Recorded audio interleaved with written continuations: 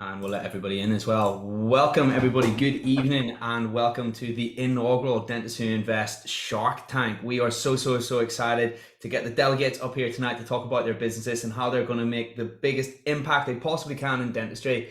And we have collected tonight, we've assembled tonight in front of us some of the brightest, youngest, hottest prospects in the sphere of tech within UK dentistry, and we're so looking forward to hearing about their business tonight. And as well as that, an all-star cast of the Sharks themselves, the Sharks who are going to be breaking down, analysing and understanding whether or not these businesses are indeed going to sink or swim. Let's go ahead and jump straight in with introing some of the Sharks. I am, of course, James Martin. I run Dentist Who Invest. I created Dentist Who Invest about 2 years ago. I've since seen that grow into a business that sustains me, and I am the host of the evening for those who don't know me. The other three Sharks I have in front of me, I'm going to pick out Hannah so that Hannah can do a little bit of an intro for those in the audience who don't know her.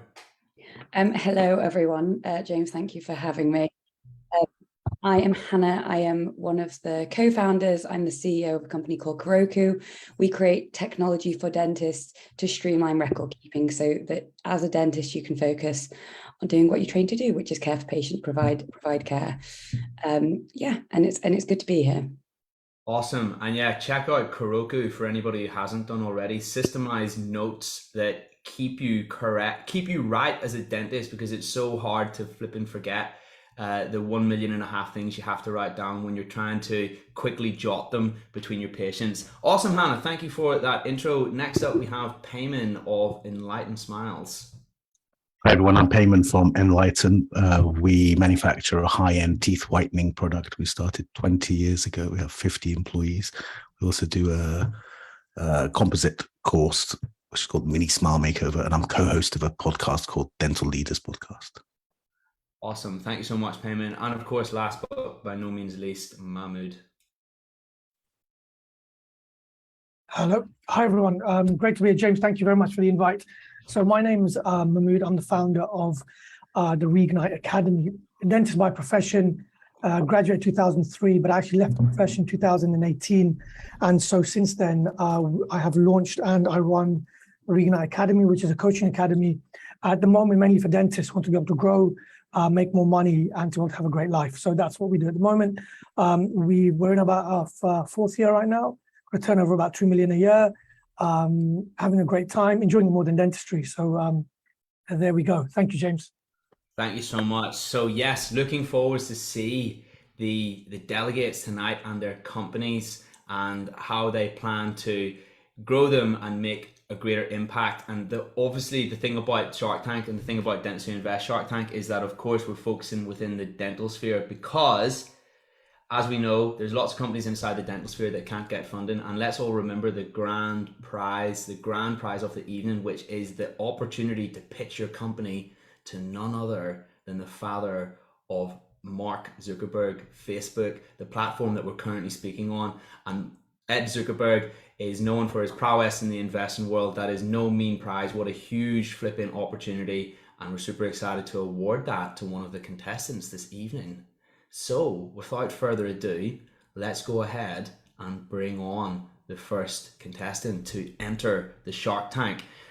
I see you on my screen, Sonny. Sonny, feel free to unmute yourself and tell us a little bit more about who you are, what your business is, and what you'd like to gain from some sort of venture capital partnership. Yeah, hello, James. Thanks for having me. Hello, guys. Thought I'd start off bringing my little mascot on. Yeah. Oh, I like that. I like that. Yeah, that's good. That's good. So yeah, I'm Sonny, and I'm probably the most unlikely person to be standing in front of you. I failed my finals in uni, had to stay another 6 months to resit. I struggled through 3 associate positions after VT, and I tried to leave dentistry in 2017 in hopes of becoming a professional Bitcoin trader. And that didn't really work out so well because I made 250K really quickly. And then in 2018, I lost it all because I didn't know what I was doing. And then back to the drudgery I went.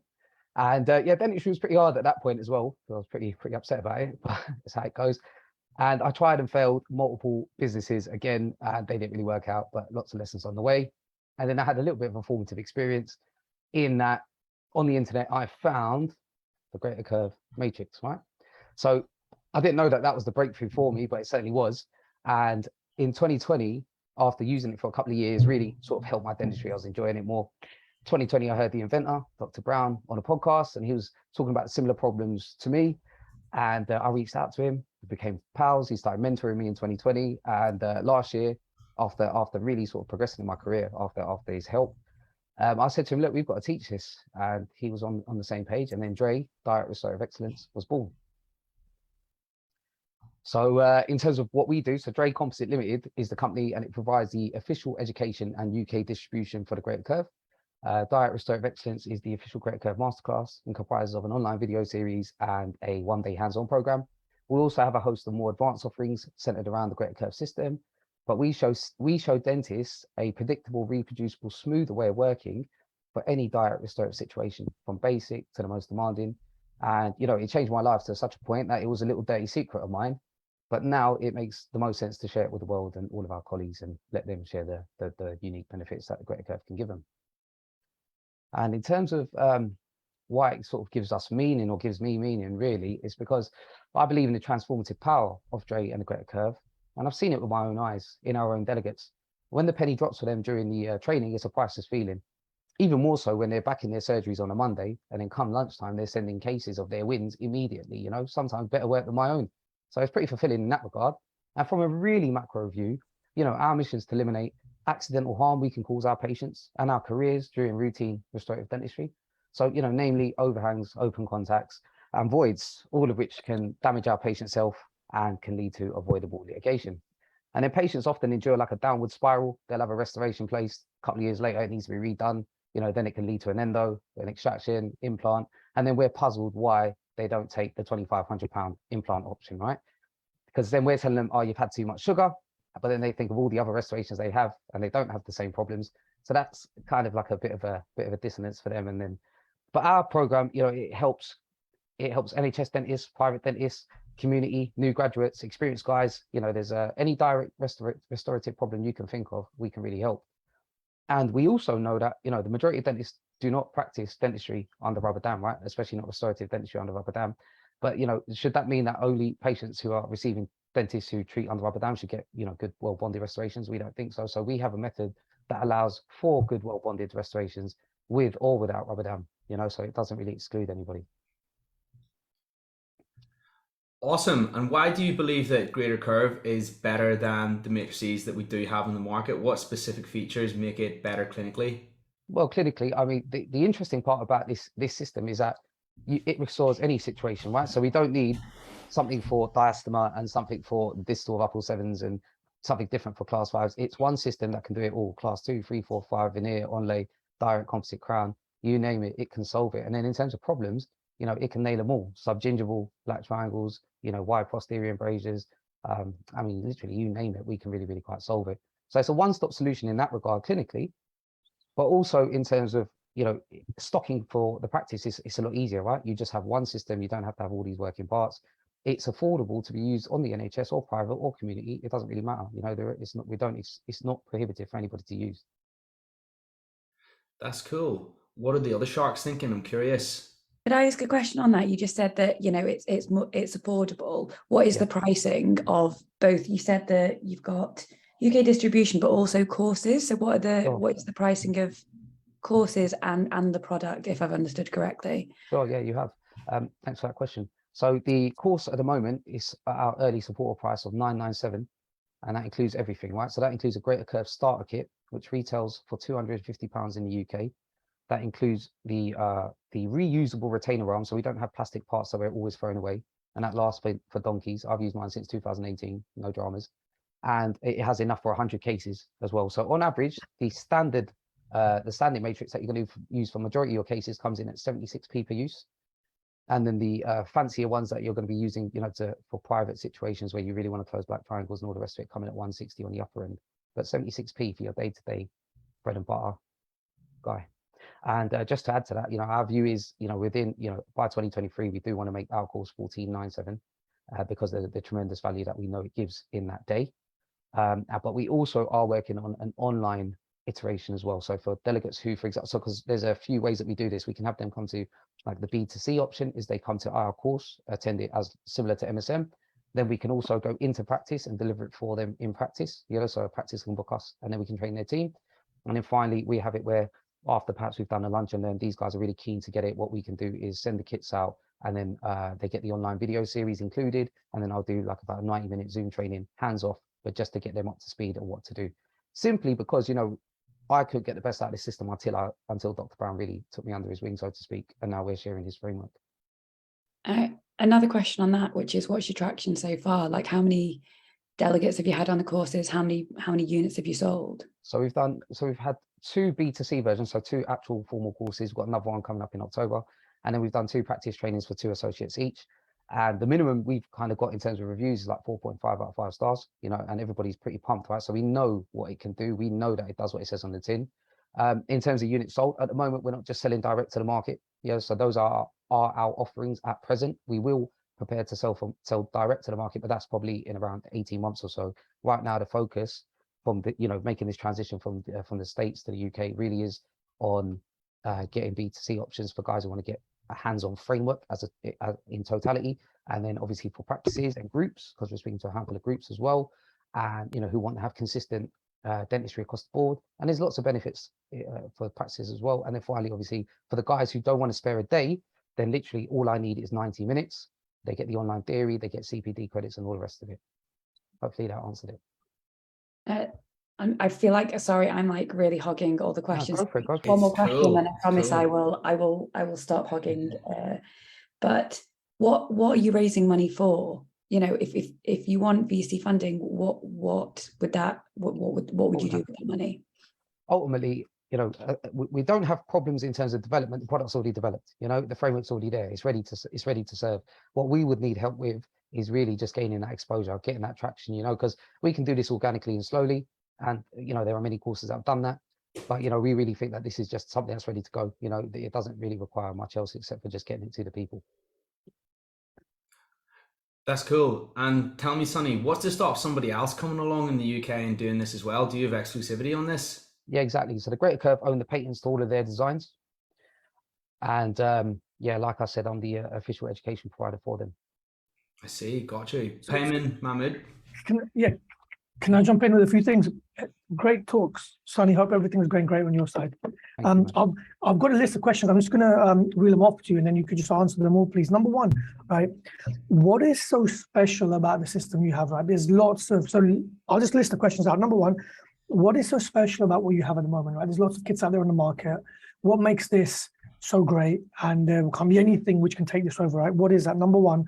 Number two, you said the course is a 997, right? So that's your highest ticket offering at the moment, right? What's next? So once I've been on the course, what's next and what's next and what's next? Because for me, that model is very, very, very important. That once I've come with you on the first, there's then something else and something else and something else. Like, what does that look like? Hannah asked you about units and things like that. So what's the revenue which you've made so far? What is your projected revenue? And again, just remind me, how many years have you been doing this for? And the other thing is the VC money, which you said you'd use to get more people to know about you so you can scale very quickly. In what way? Where will that money be used? Are you looking at it like, is it Facebook ads, or is it, you want to get on, paid stages, or like, how is that money actually going to be used? Sure. So then there was a bunch of them. Can you just tell me the first one? I'll go through them one by one. Yeah, fine. What is so special about the system? Okay, cool. So, much of my time now, I do 2 clinical sessions a week max, and the rest of my time is on the phone with dentists, speaking to dentists in their practices, delivering lunch and learns, and vice versa, so on and so forth. Sorry. And what I'm hearing from a lot of them is that the current systems that they're using, especially in practices that are really keeping one eye on costs, which of course is prudent, they have shortcomings, and these shortcomings lead to them having to redo that restoration. Yeah, they're having to redo treatment for free, or they're having to refund, right? Which I think is worse. And now you've got an unhappy patient also. So our framework allows us to not have to contend with I mean, no one's perfect. No system is perfect. There are obviously going to be statistical situations. However, looking at my own data and the data of Greater Curve users, we typically don't get the same type of problems. We don't have open contacts. We don't have voids. We don't have overhangs that destroy the teeth next door. And then we have this concessionary sort of kind of situation where we're saying, oh, I'll just do this and try to mop up the mess, so to speak. So we can avoid that totally. the second part of that is, like I said, we can restore any situation, any direct restorative situation with a single system. So that's massive. On top of that, I'd arguably say it's really, really efficient. So we're massive on efficiency and workflows, i.e. if somebody can do 3 class 5 restorations in an hour, I could say we could comfortably do 6. And that's without shoving anything down the gun, you know, which can also cause problems in its own right. So hopefully, Okay.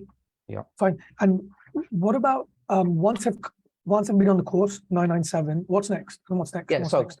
just touch on that, like I said, that's the early support price at the moment, 997. We do hope for that to be 1497. Yeah. But after that, so then the plan is for those guys who now have got the basic foundations down. You know, we've had a lot of demand from the delegates to start saying to us, for example, well, show us how you're doing these direct composite crowns, you know, because that's a big earner, right? That's the same day tooth, no scan, no alginate, not having to cut the tooth down, blah, blah, blah. And we charge the same as a crown for that, right? So that's really good ROI with no lab bill.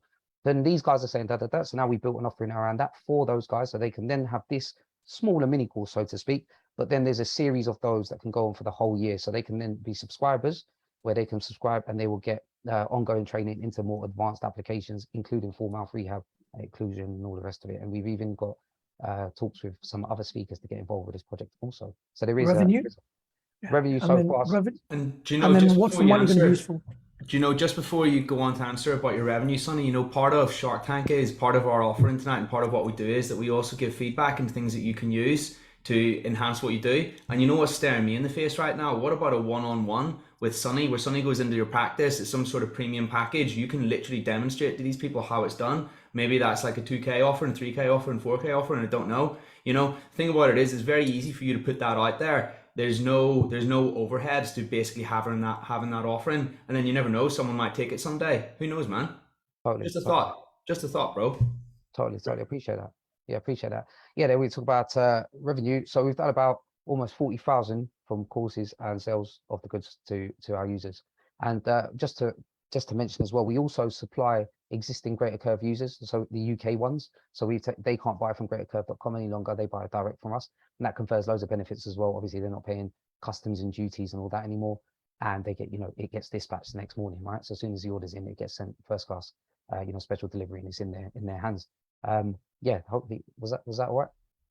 Okay, and then what's the projected revenue? And last question after that, what is the VC money going to be used for you? Yeah, so to know about you. Right, so I mean, if we play it like really safe and say, look, our aim is to have, you know, ideally we'd like to have an in-person, the actual program itself, ideally being run once per week, right? And that's not just me teaching it, that'll be other guys who've come through the program who are now ready to teach, and there are a few of them already getting geared up for that. But if it's one a week at 1,500 at 20 delegates, that's about 900K right there. And then we know that the average order rate for Greater Curve products is around 3 months, 2 to 3 months. You know, and we also know that the average order size, you know, is somewhere around the lines of like 250 to 500 for an average surgery.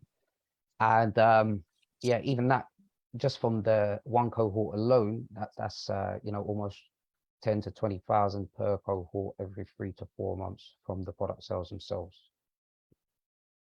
I think we should answer David's question because it's in the chat and it's pertinent to, you know, exactly what we're looking at.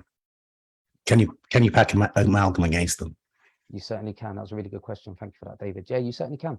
You certainly can. And like I said, you know, much of my practice is cleaning up problems where overhangs have destroyed the tooth subgingivally. You've got subgingival problem, decay in between the teeth. You know, it's quite hard to deal with. And we could have the Greater Curve wrapped around your tooth, really hugging tightly around the base of the prep, and then you're packing your amalgam, it can't get through. You'd have to really ruin the actual whole setup completely for that to happen. So yeah, amalgam works also. So yeah, it's for everybody. I mean, just to quickly jump onto that, me and Travis, the CFO of Greater Curve, you know, I'm a dreamer, he's a bit of a dreamer, and we were talking about how much of a real world impact this can make, you know, around the world also, you know. So we see us having a non-commercial side to this as well, where we've got this like really small pack. You know, I've got this in my hand, I can go anywhere in the world. I work in multiple different practices, and as long as I have that, I can do good solid dentistry. But that's what other people can do around the world also, who may not have access to a dental chair with suction and all the rest of it. We've got a system that can allow for isolation and allow you to do dentistry anywhere, right? So and what's the money going to be used for again? Last thing, what's the sorry, the money's going to be used basically to grow the company in terms of exposure. We need to, as you've said some paid platforms, you said, you know, Facebook ads, etc. Marketing really is going to be our focus on that point, because we have what we like to consider product market fit at this point. And how much are you looking for? Well, How long's a piece of string? I haven't really actually looked at that number, but I'm not going to I've spoken to very smart people before, and they've told me that when they did their company startup and it took them 5 years to get 1 million revenue, and then they see other fancy companies, I'm not going to drop any names, we all know who they are, and they raised 1 million straight off the bat. I mean, Awesome. I have a number ready. So like whoever, like say you speak to Sonny says, make me an offer. That's what Sonny is saying right here, right now. Sonny, thank you so much for your time this evening. We're going to move on to the next guest. What a flipping brilliant description of direct response. I would like to say something though, James. Oh, sorry, Payman. Yeah, of course. Yeah. I've got declaring interest. I know Sonny. I met him on our composite course on Mini Smile Makeover. What's particularly impressive about what you've done in such a short period of time is the amount of content that you've put out. And I think, there's this, you should look at also having an agnostic sort of course where it's not only based around grade to curve, because clearly your education side's strong. And it could be that, these other systems, the reason why people are messing up with them is because they're just not educating, and you are. It's worth a thought. Appreciate that.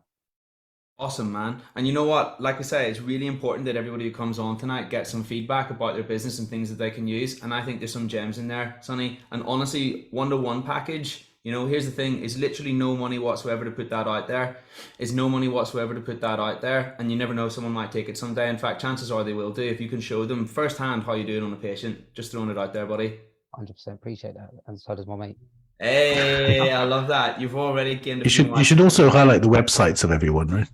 Yeah, sure. So, I mean, if people want to learn some more, right, it's www.drecomposite, which is DREcomposite.com. Yeah, appreciate that. Smashing stuff. On to the next delegate. James, just really quickly before we go on. Oh, okay. All right. It's not a question, it's a question of you. But if we have like feedback or like articles or things that we think would be useful for the different entrepreneurs, can we follow up with that afterwards to direct? Oh yeah. And you know what? Open invitation. If anybody wants to network, connect with each other, or share anything that they might be relevant on the post, I'm more than happy to do that. The more the merrier, and we're all here to help each other. 100%. Awesome. Anyone else? Or shall we move on to the next delegate? Okay, let's move on swiftly. Michael Alatseris, how are you, my friend? Jump into the Shark Tank and tell us about your business. Hi everyone, thank you so much for having me on, and pleased to meet you.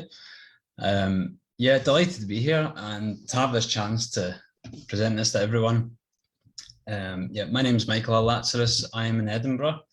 I ran a private practice for about 10 years, and I gave it up a few years ago to focus on product development. There are lots of ideas on the drawing board, maybe 50 or so, but this is the one I've been working on full time for quite a while now. In practice, I saw a problem recurring in almost everyone who was partially dentate. 74% of UK adults lose teeth, and they're facing this specific problem and the domino effect of disease. 94% of these patients cannot clean all of the tooth surfaces next to edentulous spaces. It is incredible. I've spoken to hundreds of hygienists about this, and it drives them crazy. They're spending forever coaching patients to use brushes that were not designed for cleaning this part of the dentition, basically. Patients are frustrated. They come back to be told they're not following the hygienist's instructions, and they just go round in this cycle of failure for years on end. And wouldn't you agree? We've almost accepted the cliche of extra plaque gathering on teeth next to partial dentures. So I got into designing the solution.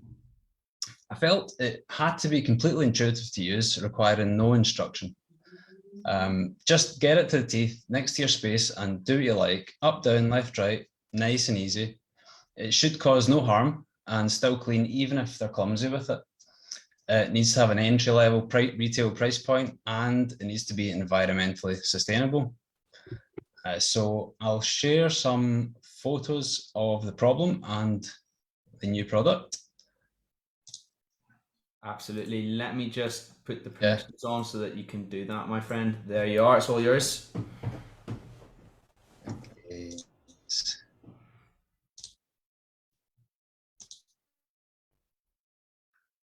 So can you see that all right? Yes, we can. Okay, so electric or manual brushes, they've got bristles that are at 90 degrees to what is required. I mean, it's great for occlusal and buccal and lingual, but not for these aspects of the teeth. Hygienists often advise a single tufted brush for here, but they admit it doesn't work. And that's what they usually advise. It's got a very small tip requiring too precise a technique, and it's unstable on the tooth in this application.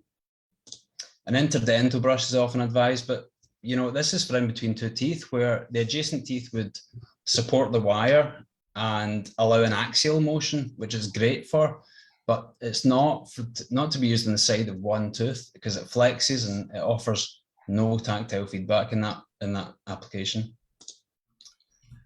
So here it is. You'll see I've gone for firm elastomer bristles with flat plaque cutting edges at the tips. It's completely injection molded, which actually makes it really compact, so it can get down to 3 or 4 millimeter gaps. And the brush head is double-sided, so it can clean teeth at either end of a gap. And well, am I flicking through these too fast? Can you see them okay? Nope, perfect rate. Yeah, all good. So it can clean teeth at either end of a gap with the double-sided brush head.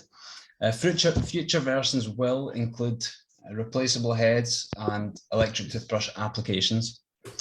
So, I mean, this isn't just for those who won't restore the space with a fixed solution. Like before an implant or an implant is placed, before a bridge or an implant is placed, those abutment teeth and gingiva need to be immaculate. And even in the healing phase of an implant, the adjacent teeth need to be maintained before it's restored. So those are the main uses. I'll just stop sharing now. I hope that was clear enough and you could see it all. So why has this problem never been addressed? And I believe there's a paradox in that when we lose a tooth, apparently space is created to access the newly exposed surfaces, and that we can therefore coach patients to clean there using whatever's available, but it's clearly not working.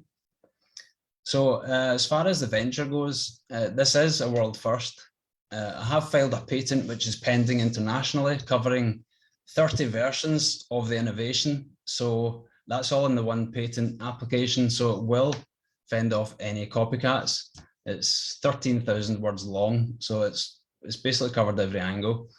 The product has been presented individually to 100 hygienists and therapists across the globe, and the response from them was unanimously and overwhelmingly positive.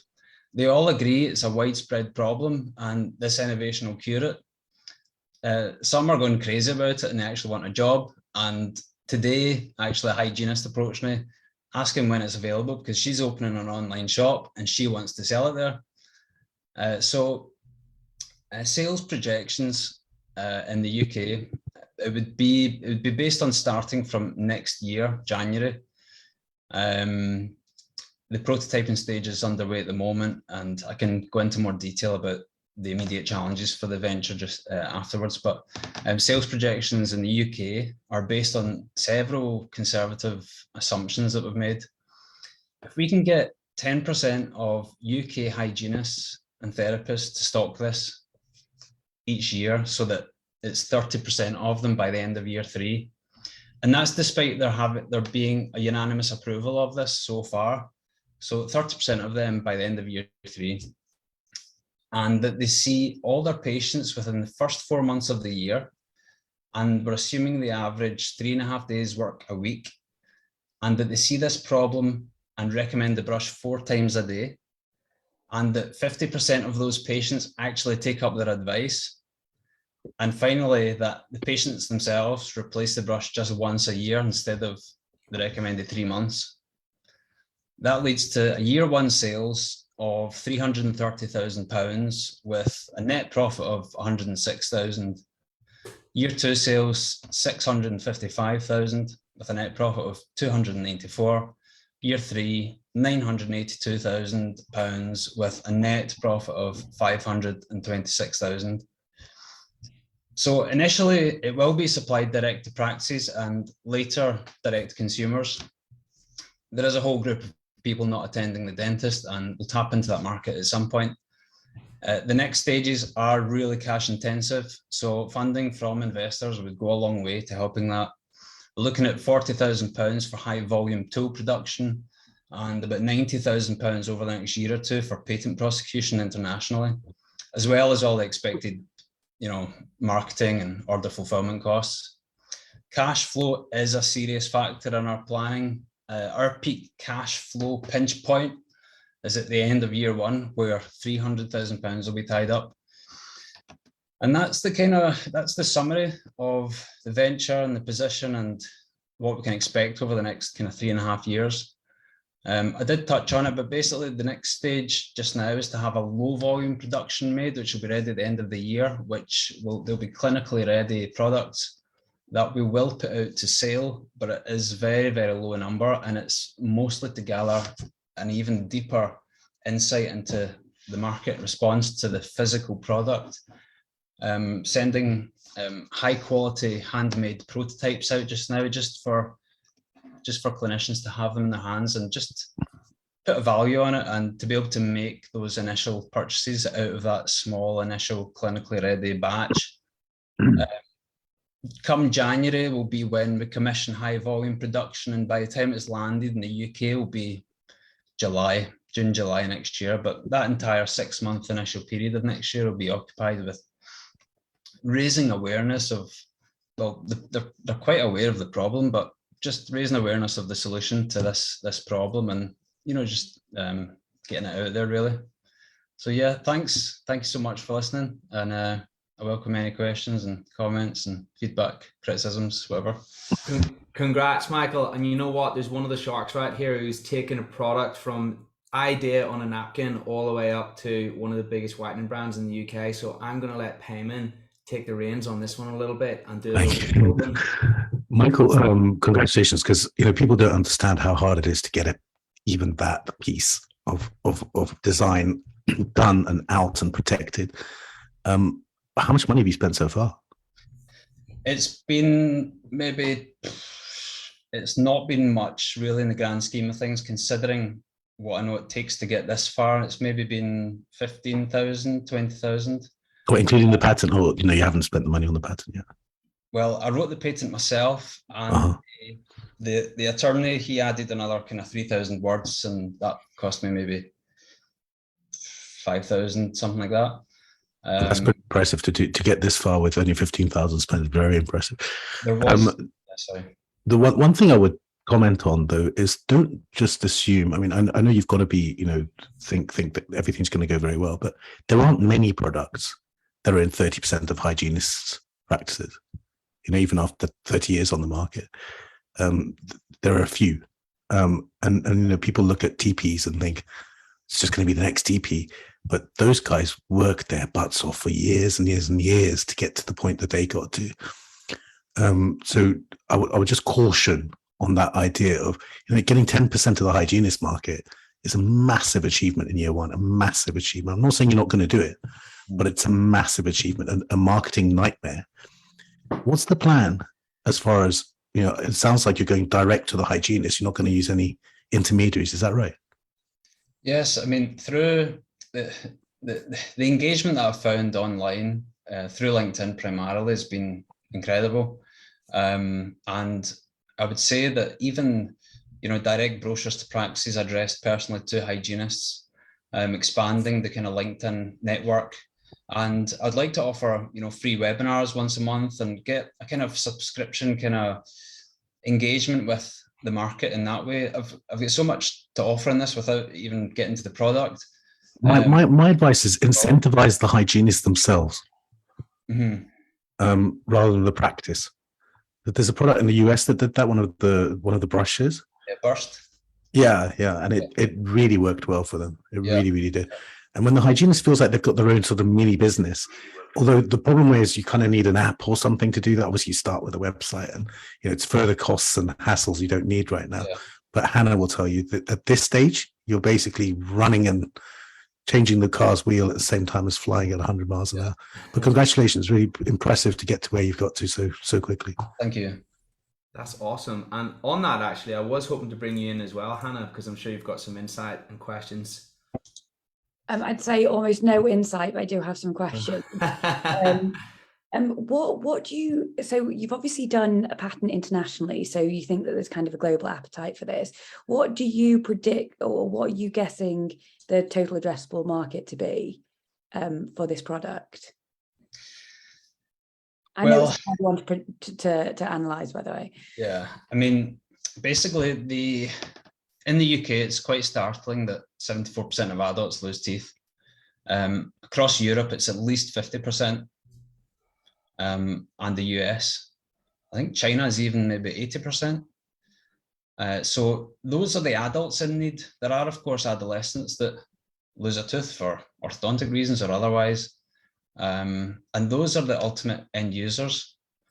It's the route to that market that kind of is most interesting, because you've got those that attend the practice, and you've got all these potential ambassadors of the product that are hygienists and therapists and dentists.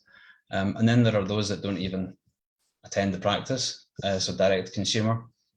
Yeah, the total addressable market is gigantic. And the other interesting thing is that the use of the partially dentate state is not going away quickly at all, because the fully edentulous state is in slow decline, which means they remain in the partially dentate state longer. So there's this kind of irony that this partially dentate state, will actually be around for decades, and all the other factors that lead to tooth loss. So yeah, I don't know if I answered the question there, but. And one more question, which is, what do you see as kind of your exit strategy here? Like, what is your vision for kind of for the business long term? I love the impact this is going to have. I haven't stopped thinking about this for the last, 7 years ago, I came up with the idea, but the last 2 years full time, it's been just really full attack, really. And I just can't let go of the concept, because it just keeps proving itself. And the validation, I find every few months some serious levels of validation. At this stage, I can't imagine letting it go. I'd love to be in the business, immersed in the business, and just getting it out there.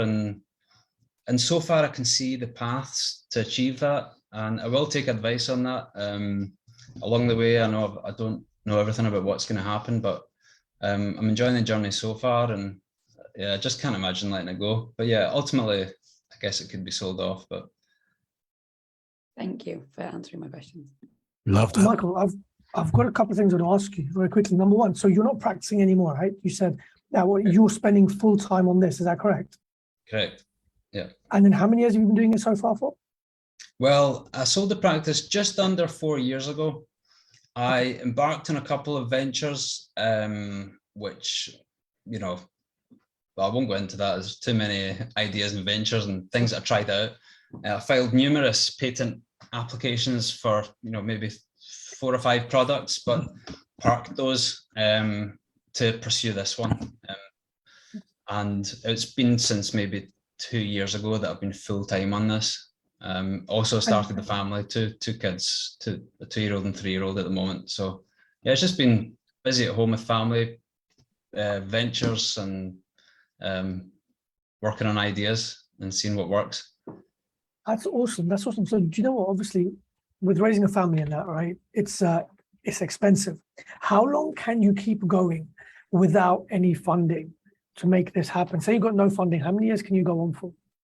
How many would you go on for? 2.5 years. And then that's it. You've burnt through everything you have, and then you have to go back to dentistry.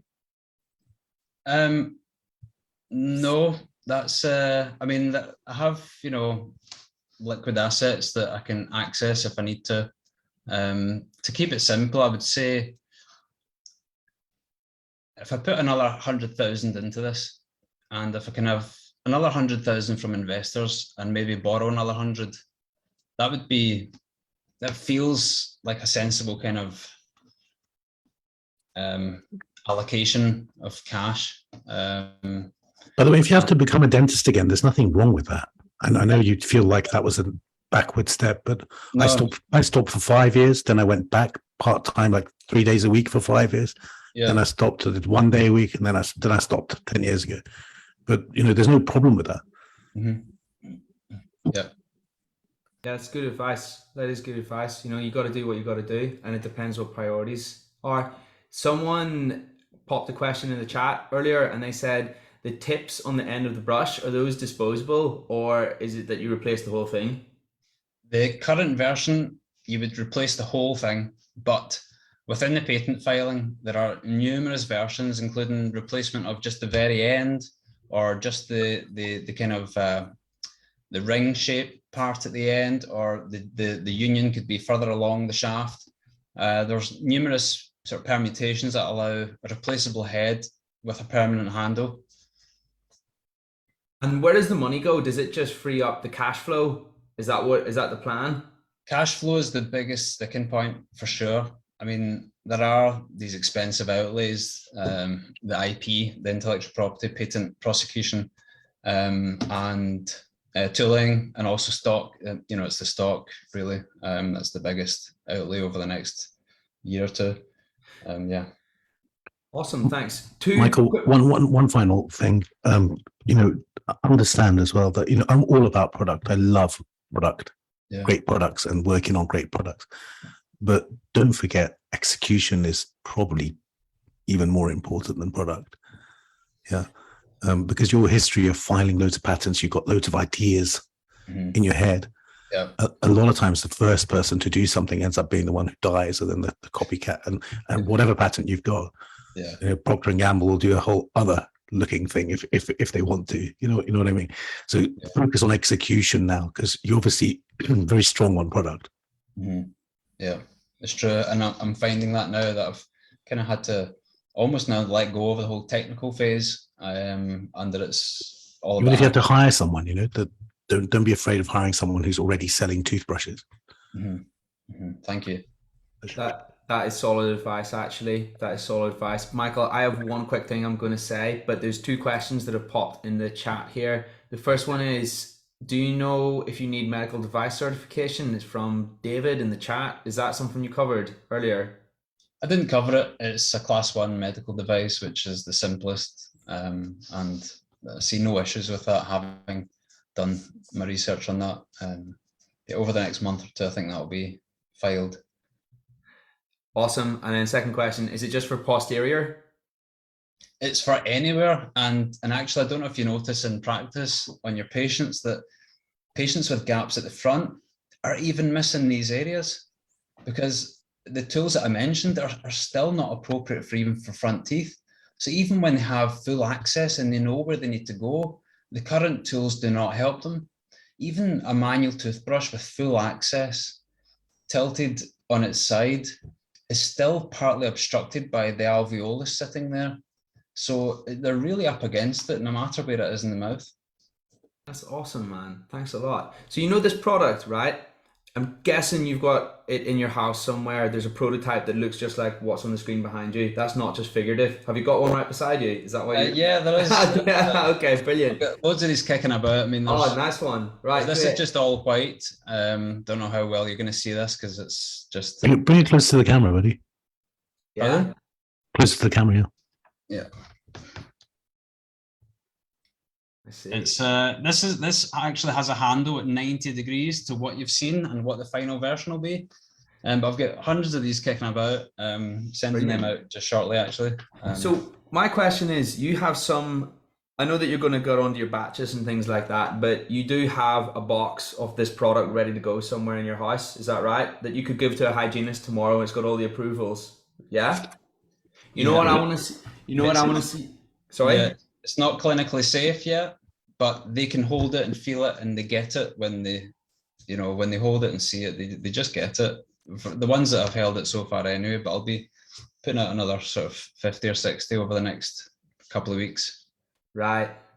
You know what I really, really, really feel that you should do, and I feel will really help you? It's a skill that you could build in the meantime until you get to the point where you have a product. Michael being out there on camera and all over flipping social media and Facebook and doing all the crazy things that are outside your comfort zone, because you know what, when that time comes, and if you have a following And if you also have the ability to speak on camera, it's going to help you massively, bro. That's where so few entrepreneurs are willing to go. And it's also the best place that you can go. Seriously, mate. I mean that with love. If you can do that, Payman was talking about execution. That's a huge part of your execution. Thanks, that's great. I'll get onto that. Do it. And if it's scary, that's probably the thing that you should do. That's the exact reason why we should do it. You know what I mean? It's so true. It's so true. Yeah, it's true. Any one of the dragons, anything else you'd like to say before we move on? I'm a shark myself, not a dragon. James. It's Shark Tank. My bad. Any sharks? Would you like to say anything, or are we good to go? I think that we're good. Michael, thank you so much. Thank you. Thanks very much for the opportunity. Awesome product, bro. One to watch for sure. Cool. On to the next delegate or contestant. We have David Bentley of IguanaMed. David, would you like to jump into the Shark Tank? Good evening. James, good evening. Thank you for the invite, James. And well done with the group. It's pretty good. Thank you, my man. Thanks.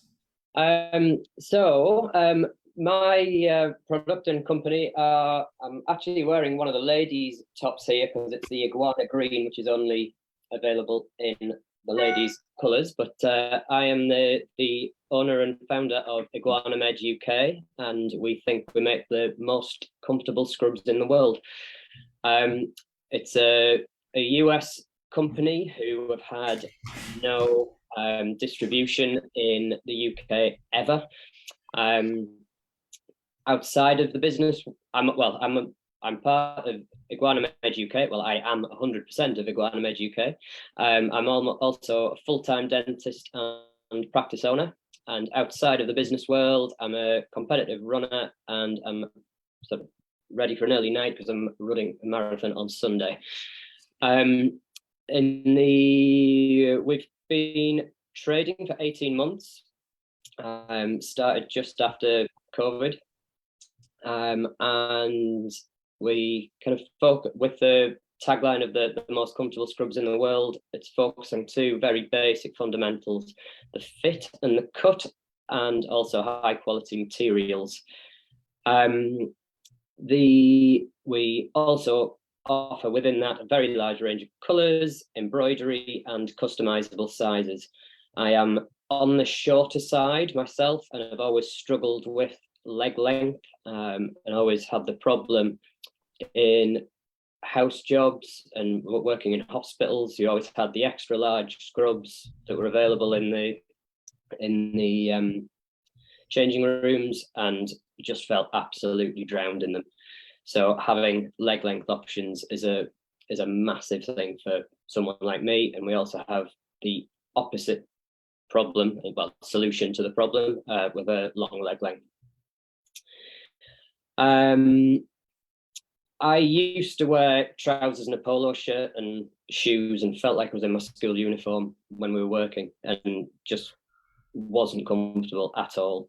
I know we should all try and sit with a lovely straight back while we're working, but we do move side to side, we stand up, we do this, we do that, belt digging into your midriff, uncomfortable shoes, just wasn't comfortable. So as a practice, we transitioned to scrubs just after COVID.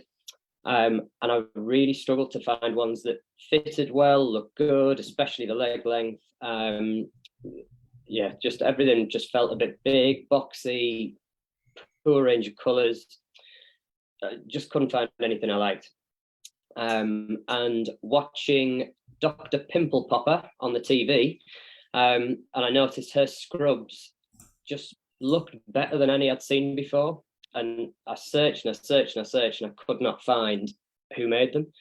Eventually tracked them down to IguanaMed in the States. I reached out to them. They didn't have a UK distributor, so we decided to test the water. A few to's and fro's, getting things sorted, and in April 2020, we sold our first product. It's purely e-commerce based business, and we started from zero, with zero money, zero brand awareness in the UK, other than about 2 people who've contacted me since, who happen to have found them in the States as well. And we've kind of done everything in a fully de-risked way, basically.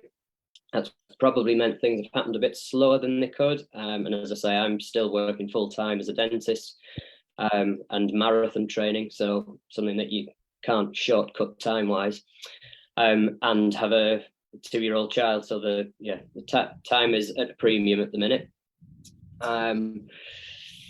So it's a bit tricky to give you exact figures because we started in the April. Our first year end was in November, and we haven't quite reached that next November yet. But as an indicative, we turned over £15,500 in the first year with a gross profit of about £5,000. And this year, so far, we're on £21,000 with a gross profit of around £7,000. So as a rough guide, each year things seem to be doubling.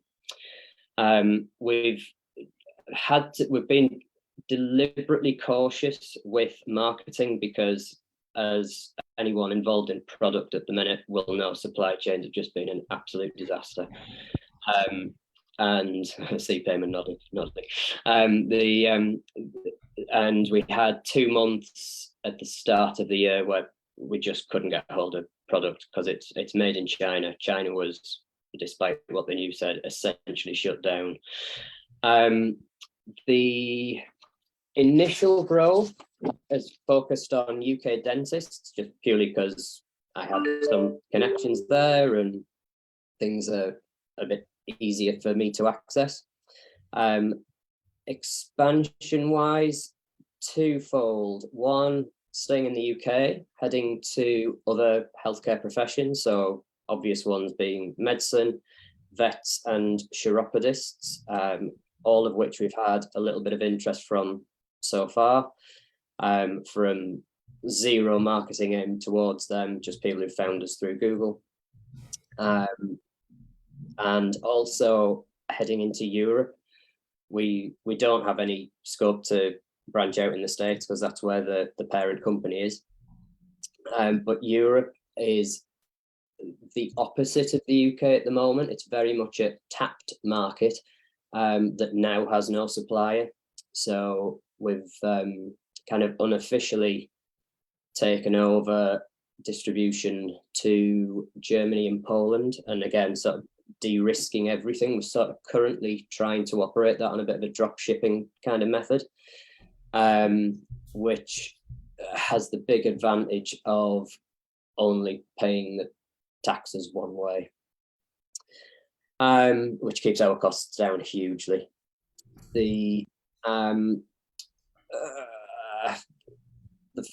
2 other ways that we kind of hope to increase the brand: one, partnerships and collaborations with other brands. Competitors have similar things with fairly large companies, and we've got one underway at the minute with a company called Runderwear, who make running underwear, but it's incredibly comfortable, so it fits in the same kind of niche.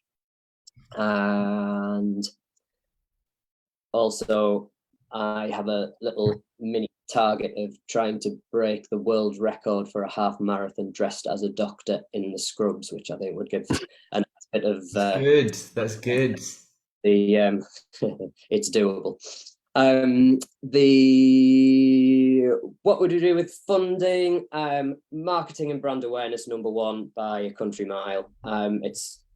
The product has been very well received by just about everyone who's ordered it, but still hardly anybody knows about us, really. Website and other IT bits needs a little bit of work. Packaging has been, and again, Payman will understand this, I imagine, but packaging has been a nightmare. Costs have gone through the roof, minimum order quantities have gone through the roof, and we're currently working out of my attic.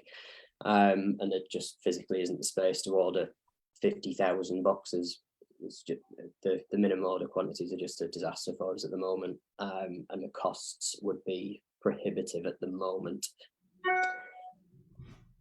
Ideally, long term, taking on staff because the business is me, and finally, to ideally improve the European distribution because postage and import duty costs are really high. So that's us. It's a small business. I think we've made a reasonable start, a very cautious start, but there we are. Cool. Is the eventual goal to leave dentistry and run this? Is this where your heart lies? It would be wonderful. I've always loved product and that, and I enjoy obviously, if this was to scale, I couldn't do everything, but I enjoy all the bits of it. I enjoy the ordering, I enjoy the dispatch, I enjoy every bit of it. But with all my other things, I can't be all things to all men forever. I guess my question is, if this paid you the same as what dentistry currently pays you tomorrow, if that happened tomorrow, you'd jump ship? Yeah, big time. Big time, yeah. Big time. Yeah, Unfortunately, dentistry is also going very well at the minute. So we're but yeah, 100%. David, can I jump in with two things? It's just a little bit of advice from my side. Number one, right, that what I found out with helping a lot of dentists get business off the ground, that you're very soon going to get stuck with time, right? And that if you're working full time, I feel it's going to be very, very, very difficult for you to be able to scale this big, right? Like if the numbers are growing now, okay, you've been doing it for 2 years, you're assuming things are going to double every year, great, okay, but to be able to sustain that level of growth and to be able to keep that level of growth going, it's going to need a lot of your time. Yeah, you've got a young family as well. Like, 2 bits of advice from me is I feel that if you really believe in this, like with everything, I know dentistry is going well, but it's like the golden handcuffs, right? You can stay in there and this will take a hit, or you can maybe, find a way to cut 1 or 2 days down and really focus on this and then give it that. Because I've seen so many people who've tried things while doing something full time and then it doesn't work and then they just go back to things normally, or it's half-hearted. So that's the first thing. Second thing, you said because of supply chain issues, you haven't done a lot of marketing. I wouldn't back down on the marketing. Reason being, forget the supply chain issues, but what I'm looking at is impact. I'm looking at for people to know about you, right? So there can be backlogged orders and, there can be things that people can know about you, right? So I would actually ramp up your marketing right now with everything that you're doing so people can get to know about you. Because you know how social works, right? Social doesn't work on the same day. It's like, you're prepping for a year down the line. A lot of people get to know me on social, been watching me for a year, and then they come into, right? And then they meet me and then we do business then. So what you're going to do now is kind of prepping up your 2023, 2024 clients, right? Those customers. So I would really put your foot down on the marketing pedal. I would also, if you really believe in this, I'll take a bit of a step out, maybe drop a day or 2 and really focus on this, and you'll actually make something great of this. Thank you. A couple of things to that. I have taken, to clarify, I work 3 days a week clinically. Okay. I have 2 days a week to run the admin side of the practice and this over the 2 days. Okay. Cool. And totally hear what you're saying about part 2 of that. My cautious approach was based around, because it's such a new product, not wanting any kind of negative reviews, negative press, anything around, oh, we got this, they couldn't deliver on time, they couldn't do this, they couldn't do that. I personally would like everything at the start, good, and then when supply chains are happier, bang, go. I think what you'll find though, David, is let's say you do some wonderful content marketing, like some beautiful videos, or clothes are ideal for that approach, and then people say, I want to buy. The fact that you can't supply might be good for marketing, not bad. That we're overrun. That's not the traditional way of thinking about it, because people are aware of supply chain issues, but I agree with Mahmood. You should start content marketing right now. I think the time's really good for this product because all practices are looking to get that sort of brand identity. And I've personally worn your top, and it is very, very comfortable. It definitely is. I would go for cool though. Comfort's one thing, but cool will just last for longer. So throw cool in there too. Oh, I like that. Temperature or cool. That's awesome. I'm also just going to echo what's been said, which is content marketing is going to take a while to get started. Actually, no one knows more than Payman. He's actually someone who's given me advice on this before, but it's a slow burn, and it's going to take time. It doesn't initially have to cost you a huge amount of money. It's going to eventually, you might need to hire someone for that, but get that ball rolling because. And also, if you're waiting for everything to be perfect, that could paralyze you as well. It could paralyze the growth of your business. You have to accept that there's going to be a little bit of risk and a little bit of, breaking things before you've got everything perfect. Yeah, I'd agree. Take a risk. That it's actually a good idea now to take a big risk. With it. The content thing is huge. It's what I empathize, David, and it's really hard to realize how significant it is until you actually see it from the other side and you started doing it. Because I remember at the start, I didn't really get the point. And I feel like perhaps something that might help you is to remember that you can make content and grow a following and get the word out there, but not even necessarily talk about the product itself. You can have the personal brand of David. Are you with me? And then that's something that links in. If you have a personal brand, if you have enough personal brand, think about Kim Kardashian. This is the point that I always make to people. If anybody tried to break the internet who wasn't Kim Kardashian, would it have worked? Are you with me?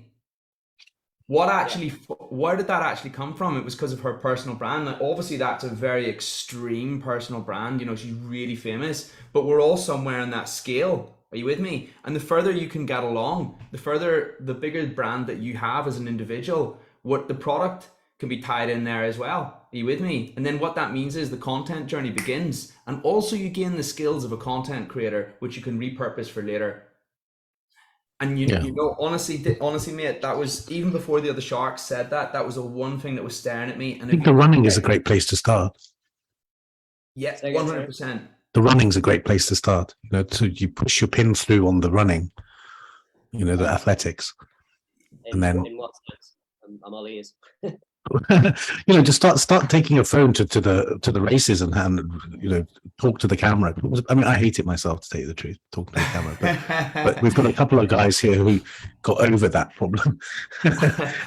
I love it, but it took me a while. It probably took me about 1.5 years of making content before I actually enjoyed the process. But what I will say is seeing it from the other side, it's huge. And I'm looking at the outfit. I mean, Payman's said it himself that he said it's comfortable. Okay, it is comfortable. Yeah, that's awesome. The product's there. Okay, I get the supply is not where we'd like it to be just yet, but it'll catch up. It'll come. And in the meantime, this is where if you put some of your energy in here, I'm so certain that I'd be willing to put money on it. Okay, that this will mean that your scope and impact will grow massively. Agreed. Right. Yeah, great. It's nice to have consistent feedback. I guess means there's got to be some truth in it. 100%. 100%. Easiest thing in the world to do physically, pick up this and shoot a video. One of the hardest things to do psychologically. Big time. It scares the hell out of people, right? Yeah. But if you can do it, you're in a subsection of about 0.5% of people and you have a huge advantage over the other 99.5%. Yeah. And everything we say is with love. You know that? Yeah, 100%. Yeah. Yeah. Awesome, man. Okay, cool. Any other input from any of the other sharks, not content related, because we've done that to death? My thing is that it's so like where you've got to right now and that next step, like that's a big step. And that step's about time and it's about believing in what you've actually put together right now. And not many people are able to take that jump because they're worried about what will go wrong and what if it doesn't work and what if I lose my money but that's where everything is. And your role now is to be able to take that jump. And I always say your parachute only opens when you jump, right? It doesn't open when you stand still. And that's your thing right now, to be able to jump.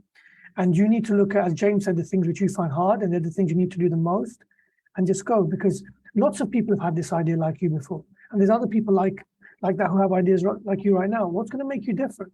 Like, why are you going to succeed? What's so special about you? Like, why you? Why not anyone else? Like, it's not easy to launch a business, to make it sustainable and to make it big. It's very, very, very difficult. And the quality that you require of that is the things which right now you need to develop. So that would be my thing. That it's great to have this idea, it's great to be here, but if you really want to make this work, you've got to go and do the tough things. Really. Well done, David. It's a flipping awesome scrubs. It's a flipping awesome, set of scrubs. And Payman said that himself. And all the best. All the best. I'm really, really, really looking forward to see where you take this. Yeah, and well done on everything so far. And this is how we take it to the next level. Thank you very much. Top man. And if anybody wants to reach out to David about his scrubs, Dentistry Invest, David Bentley, Iguana Scrubs. Awesome, my friend. Thank you so much for joining us this evening. And you know what? Extra kudos to David, because he was originally planning to go on a marathon run tonight, but he skipped it so he could be here with us. So nice one on that, David. Nice one on that. Right then, on to the final contestant. We have Dr. Karan Qureshi, if he's still with us, or has he exited through the back door? Oh no, he's still here. I see him. Karan, would you like to jump on the camera? I am here. Oh, he is here. Hello, Karan. Karan, would you like to tell us a little bit about yourself and your business? Well, firstly, what a fantastic room, so full of talent.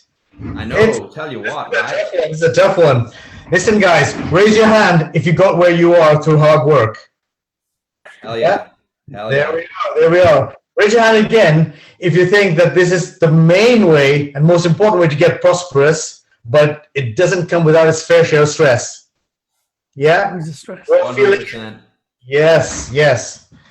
Now, raise your hand again if you want to be able to control and reduce that stress so that you can really just punch your way through anything that comes through you. Yeah? Fantastic. Two hands. I'm a dentist and I love to hike. So I grew up in Kenya and I came and did my dentistry here. I grew up around dentistry because I fell several times, once when I was 5, once when I was 10, broke my teeth several times, went through braces. I was the first kid in my year to have braces, probably the only one to have braces. And my brother's a dentist, so I've been raised around dentistry. And again, being in Kenya, I've been raised around the outdoors, and I just love the outdoors.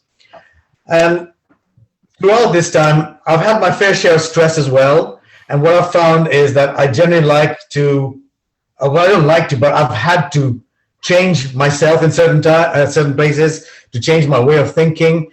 And I've found ways of reducing stress overall. But during the lockdown, I got thinking that I've been in my practice for 15 years, and my practice is brilliant. It's a 2-surgery practice. It's a private practice set up in a predominant council house area, and it's got over 2,000 private patients, and we've had 2 dentistry awards as well. So I was comfortable in my little zone there. However, I got no windows in my surgery, absolutely no windows. And for someone who came from the outdoors, this was really, really stifling me. It was really getting to me. And I did a hike with Denplan, and it was just amazing. I felt free and I felt clear. And I was walking around with dentists. I said, hang on, this is something that I can do. So I've set up a little group that takes dentists up mountains. It helps them to de-stress.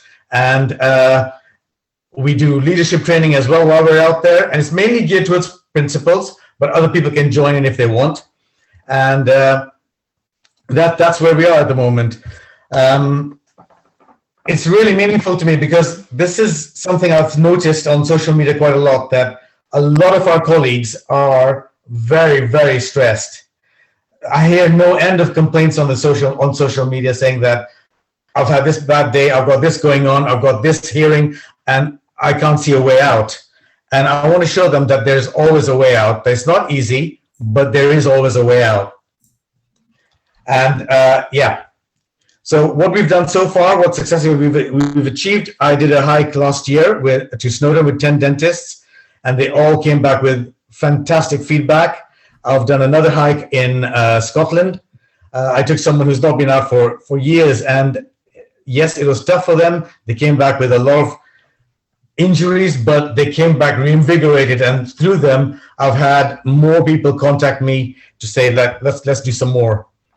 I've done one in Wales, and the last one in Wales we did with a small group of dentists with their children, and that was probably the best one I've ever been on, because we were supposed to go proper hiking for 8 hours.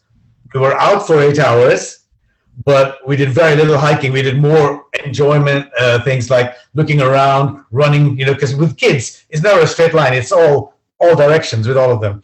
And that was just the best thing ever. So that's where I am at the moment.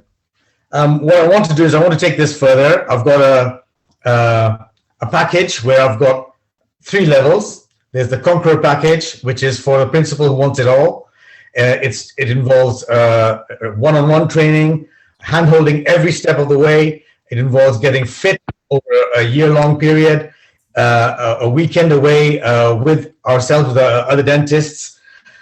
It also involves team building exercise with the whole practice. So we take them out in the opens, in the outdoors again. We do leadership training. We do skills. We help them all gel as a team.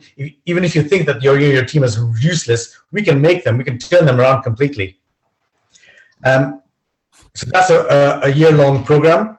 We've got the Sherpa package, which is the next level down, which is just for a principal who wants to generate or make their team gel a bit more. So that involves just a weekend package and a little bit of personal training without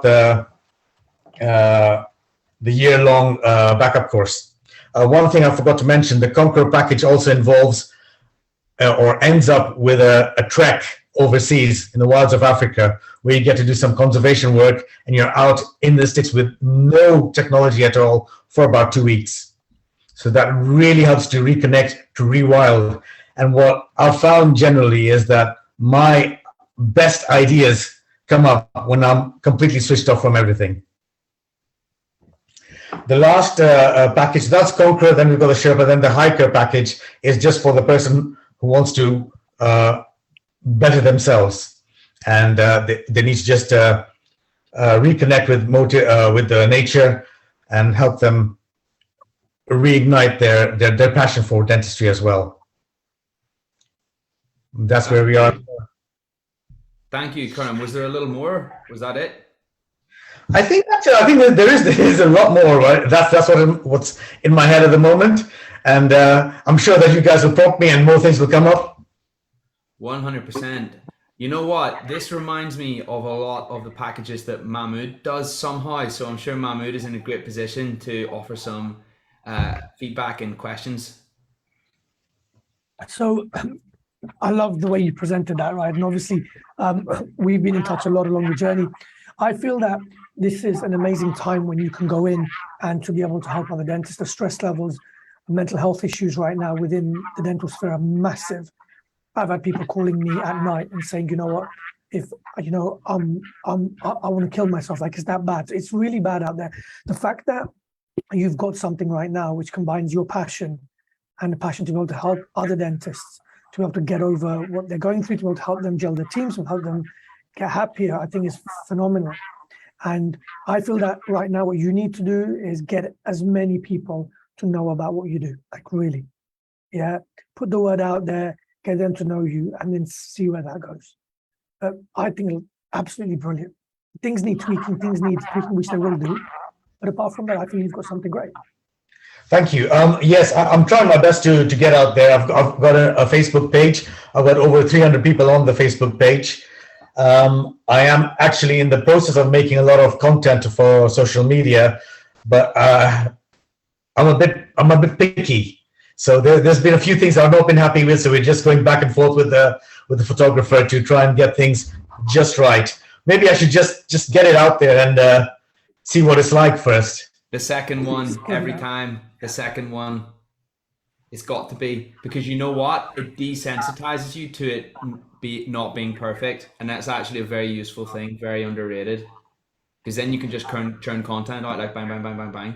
Are you with me? Incremental improvement over perfection. You can let perfection like fully paralyze you. I'm saying something that I've said previously, but just get stuff out there. You'll understand response from that, how people are responding to what you're putting out, and then you'll be able to improve based on that. Yeah, don't worry too much about making it perfect. Thank you. Karim, I'm not happy with Enlighten's output on social media at all. I'm, happy to tell you that, the Enlighten's TikTok doesn't make me happy one little bit. Nonetheless, we're doing it, we're putting it out. And it turns out the things that work aren't necessarily the things that you think are going to work. So whatever you think is perfect, Yeah. it might not be the thing that the market, the algorithm thinks is perfect. So definitely, and what an amazing idea what an amazing area to make content on, hiking and all that. So it's so easy to make good content about it. One question I have for you is: this super stressed dentist, is he even the type to get the time to get his team together and go hiking? Well, that's where it comes from. You see, we've got the 3 different levels. So if somebody just wants to just switch up for a weekend, for a day, Yeah, we can find that time for them. And if they like what they see, then they can go up to the next level. And if they want more, then they've got the next level after that as well. yeah. And we can help them. We can help them find the time, because the time is always there. It's just how we make the best use of it. True. Where do you see this growing? Where do you see this evolving? What does success look like? Success.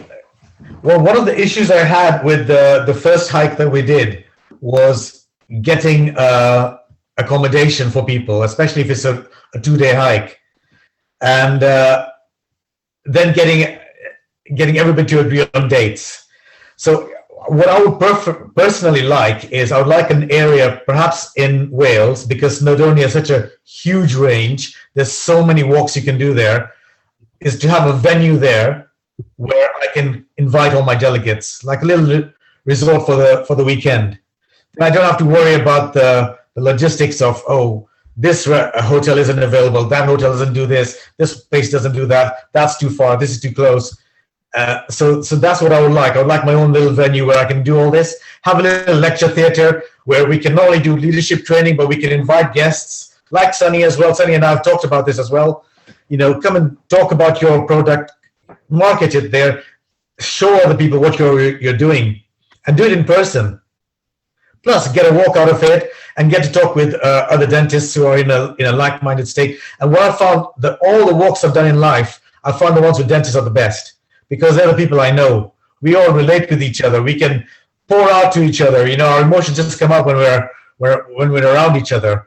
And what better way to get rid of all of that by spending it all on a mountain. What's the name of the company? The name of the company is at the moment it's just with my Facebook group, which is called Energized Dental Teams. But I would like a more catchy name. Yeah, I think you're right. Maybe a more catchy name, but it's a placeholder name for now. And you know what? There's actually a lesson in that, right? Because even though you didn't have the perfect name, you went and did something, and progress was made. Yes. The name's a lot less important than what the name stands for. I mean, if I told you Starbucks before Starbucks was Starbucks, you'd say, "What the hell is that?" Right? So don't over worry yourself with that. I think one thing you've got to focus on is that the experience, that above and beyond experience, above and beyond the hiking piece. What's so special about coming? I'm sure it is, because you've got this enthusiasm. But what's so special about the experience of coming on one of your weekends? And why is that special? And then I think once you've pushed this, we go back to the needle through the market. Once you push the needle through the hiking market, there's no reason why it can't be other things. It doesn't just have to be hiking. But I would super focus on making hiking extraordinary for dental teams now. And the question of should you buy this place in Snowdonia, it makes some sense. It makes life easier. But it comes with as many risks as it does solving problems, because if it's not right, now you've got to sell this place, and that's a nightmare too. So I wouldn't stop yourself from hiring different places until you find something that you really love, and then go look for a place like that to buy. Sure.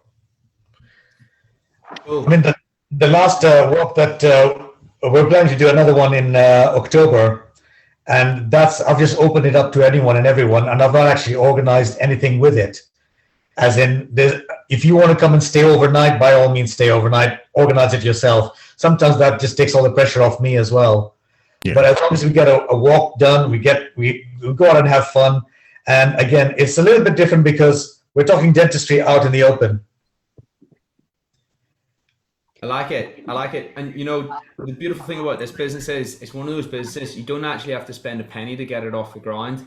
You know what I mean? To actually get it out there. And then maybe we've got these retreats in Snowdonia. They can definitely happen. And as you say, that's further down the line, hopefully. Hannah, anything you'd like to say? Just one quick question, which I you've already kind of touched on just there, James, but this feels like the perfect business that you could bootstrap. Like, I would want you to think really carefully about what you need to raise money for, because raising money from VCs will have like so much complexity added to your business that unless it's absolutely necessary and they are going to be adding skills that you don't currently possess, is it worth it? And yeah, so I take some time to think about that. But I absolutely love the idea of this. Like, I can so believe that leadership exercises and team building exercises within nature, within these environments, are going to be so much more effective. So as soon as you can start collating case studies and feedback and testimonials about how people find this, that is going to become your growth mechanism. If you can then just share that out, that will be the best seller of your business. Yeah, think really carefully about what you need money for and why. Fair enough. When you say share it out, one of the issues I've had is that I can share it out on my platform, but other groups aren't always so willing to let me share these things out. How do I overcome that kind of barrier? Here's how you do it. Don't sell on the links. Create content without any selling it. Don't go for the sell. So don't talk about what you do. Don't talk about the course or anything you have. Talk about the benefits of mental health. Talk about the benefits of hiking. Talk about all of that. Talk about the problems going on right now within the dental practice. Talk about the importance of having a gel team, the importance of making sure that your team are together. Talk about those kind of things. People will be very happy to share them. Obviously, what people will do is the more they hear about you, they'll click on your name or go to your profile page at the top and it'll say, this is what you do, right? So it's about make as much general content for your niche and get it out as much as possible. Yeah. Like, back in the day when people used to give you a business card to someone else, the referral, right now, the biggest referral you can have is when someone shares your content, right, on their page. Oh, okay. So create content which is shareable. Okay. And it's not about, I have a course of this, nothing. Don't have a lead gen in it. Don't have a course, nothing. Just make content which you believe in heart-wise, that this is the right stuff to put out. You're educating the audience and just let it get out there. But the content game is a long game. As we said, it's a slow burn. It's not immediate, but it'll take effect next year. So, Karam, there's two types of posts. There's only ever two types of posts you can ever put on any social media. One is a call to action, the other is a value post. Call to action directs the audience somewhere. If people see you do that on their other platforms, they're not necessarily so open to that. A pure value post where you just talk about the benefits of hiking and mental health, that is what you'll use to soft build your brand. But then I want you with time to also grow your own group too, where you can do whatever you like on there. Basically, you can have call to actions, you can have sales. Now, you don't want to overdo it with those even on your own group as well, because you put people off too. But that's the most powerful way that you can build some sort of brand. Karam, and by the way, for anybody listening, the reason we keep going on about content tonight, it really is absolutely massive to any business to actually get it off the ground in 2022, given the presence of social media. And that's why we keep going on about it. And that's why you'll hear us recommend it to so many people, because it's so huge and it's so helpful. So please, anybody, no matter where you are in your entrepreneurial journey, there is literally no such thing as too much content on social media. Karam, have you got loads from tonight? Karam, what are you thinking of doing with the money? The money? Sorry? What was Karim thinking of doing with the money? Well, there's marketing, and if it takes off quite a lot, then I'll need extra staff to help me out. And then there's licenses, especially if you're guiding people up mountains, you need to have a license, and you need to go through training for that. And those licenses vary according to what, believe it or not, what height you can take people up to. So there's all that. Cool. I actually think, you know what? I actually think there's so much you can do right now with zero money. I really do. I really do. Money might expedite the process, but I think it was Hannah was saying earlier, it sometimes comes with strings attached. That's the only thing. So just worth thinking about. Just worth thinking about. But don't get me wrong, it would speed things up. You can't hear us. Okay. It's been lagging. Okay. All right. I think we've lost Karim, but Sorry, I'm back. It was my internet connection was unstable, so I just came up with that. So I can just repeat that. basically I was just saying that right now money may not even be the thing that helps you the most, because there's so many things that you can do to get it off the ground. Yes, Just worth thinking about. Anyway, Karim, have you got loads from this evening? I have. There was just one question from Mohammed Jafar. He asked, is the business seasonal? Yes, it is. We can't go out in deep winter, or if we do have to go out in winter, then we have to go at a lower level. But my aim is for about 4 walks a year to start with, and then we go from there depending on time and demand. Top stuff. Karim, thank you for sharing that. And You can go to Australia in winter, Karim. Sorry? You can go to Australia in winter. That's a good point. There you go. I've been in minus 20 degrees up in the Himalayas, so That's what he's going to do with the money. Can have a Barbie down under. It's always warm somewhere in the world. There we are, Karim. There's your value proposition right there. Awesome. Thank you and congratulations to all the contestants tonight, and of course to the Sharks. So many flipping exciting businesses and so much potential, and so many things that we can do if we just put enough energy into them to get them off the ground, because it is all about execution, as we know. Guys, we're going to part ways momentarily. This is the end of the inaugural Shark Tank on Dentistry Invest, first of many. I know that for a fact. Before we do, we're going to have some words of wisdom once more from the Sharks. Sharks, what I'd like to know is, what is your one piece of entrepreneurial advice that you can share with the audience for all of the budding entrepreneurs who are out there tonight, who will be listening to this on catch up and are here presently? The one piece of wisdom that helped you get your business off the ground. Let's go. Mahmood, you first, please. Hunger, without a doubt. You got to be so hungry for this game. This game is about hunger. The hungriest person wins, not the strongest, but the hungriest. So be so hungry and you will win. That's it. Boom, right there. Hannah, how about you? I just repeat the thing I said earlier, which is don't drive for perfection, because it will just slow you down. You're going to have to take risks, and you are going to have to just get something out, learn from it, improve, rather than driving for everything being perfect. Awesome. Payman? I think it's pretty simple. At the end of the day, business is about delighting customers, delighting your staff. Those two things. That's it. I love that. And you know what? All of business. I was going to say done and better is better than perfect, but Hannah pretty much covered that anyway. So my second biggest piece of wisdom that I could give, and this might actually be my first on reflection, is work hard.